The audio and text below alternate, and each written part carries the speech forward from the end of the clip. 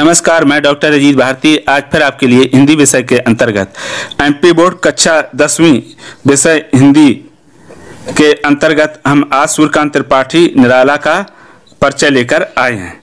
ठीक है, तो चलो शुरू करते हैं। देखो, परीक्षा में प्रश्न कुछ इस प्रकार से पूछे जाते हैं। सूर्यकांत त्रिपाठी निराला जी की काव्यगत विशेषताएं निम्न बिंदुओं पर लिखिए। तो वो बिंदु कौन है? दो रचनाएं और काव्यगत विशेषताएं, उन्होंने दो ही हेडिंग पूछी हैं। ठीक है, तो हम उत्तर लिखेंगे। तो उत्तर इस प्रकार से रहेगा, हम उत्तर हेडिंग डालेंगे, फिर लिख देंगे सूर्यकांत त्रिपाठी निराला, या फिर ऐसे लिख दो सूर्यकांत त्रिपाठी निराला का परिचय।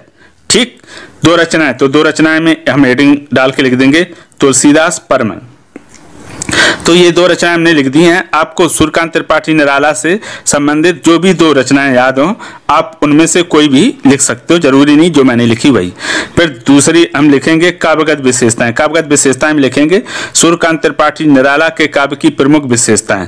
अब इसमें आते हैं, तो पहला रहेगा भाव पक्ष। भाव पक्ष के अंतर्गत लिखेंगे पहला पॉइंट प्रकृत चित्रण।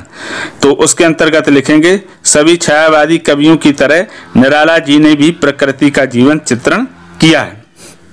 अब उसके बाद दूसरा बिंदु लिखेंगे देश प्रेम की भावना। निराला जी के काव्य में देश प्रेम की भावना भी खूब दिखाई देती है। ओज गुण से उनकी कविताएं भरी हुई हैं। अब आता है तीसरा, तो तीसरे में दिया सौंदर्य का वर्णन।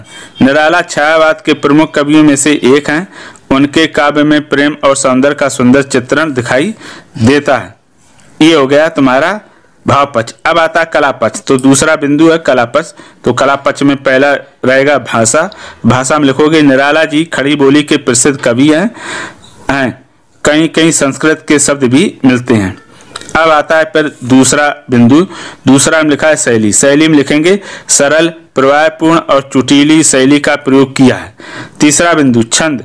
आप पहले कवि हैं जिन्होंने सबसे पहले बिना छंद की कविताएं शुरू की थी।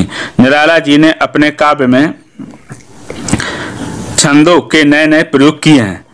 फिर उसके बाद आगे लिखा है अलंकार। अलंकार में निराला जी ने अपने काव्य में रूपक, उपमा, उत्प्रेक्षा, मानवीकरण आदि अलंकारों का अधिक प्रयोग किया है। अब अंत में आ जाता है साहित्य में स्थान। तो साहित्य में स्थान प्रश्न में तो नहीं दिया, लेकिन अपनी तरफ से आप चाहो तो लिख सकते हो। हेडिंग डाल के लिख देंगे छायावाद कवियों में निराला जी का उच्च स्थान है। वे मुक्तक छंद के पिता कहे जाते हैं। उन्होंने नए कवियों को एक नई दिशा दी। हिंदी जगत उन्हें हमेशा याद करेगा। तो ये देखो आपका हो गया सूर्यकांत त्रिपाठी निराला का परिचय। तो ये पूरा परिचय कैसा दिखाई देता है देख लो। इस तरह से उत्तर लिखेगा, दो रचनाएं, काव्यगत विशेषताएं, फिर भाव पक्ष, ऐसे करके आप परीक्षा में लिखेंगे। एक बात ध्यान रखना, आप जो वाक्य या शब्द सही और शुद्ध लिख पाते उन्हीं का प्रयोग करना। जो कठिन या मुश्किल शब्द लगते हैं उनका प्रयोग बिल्कुल ना करें, है ना, क्योंकि अगर आपने कठिन या अशुद्ध शब्द लिख दिए तो आपके निश्चित तौर में कुछ ना कुछ अंक जरूर कट जाएंगे। इसलिए उसका विशेष ध्यान रखना। अब इसका अभ्यास कैसे करोगे? एक तो ये कि आप इसको देखकर एक दो बार देखकर लिख लो, तीसरी बार बगैर देखे, और फिर मिलान कर लो। जो गलतियां रह जाए उनमें सुधार कर लो। तो ऐसे अभ्यास करोगे आप आसानी से कवि परिचय लिखना सीख जाओगे। उसके बाद भी अगर सूर्यकांत त्रिपाठी निराला से कोई प्रश्न हो, कोई डाउट हो आपके मन में, कमेंट कर सकते हैं, प्रश्न पूछ सकते हैं।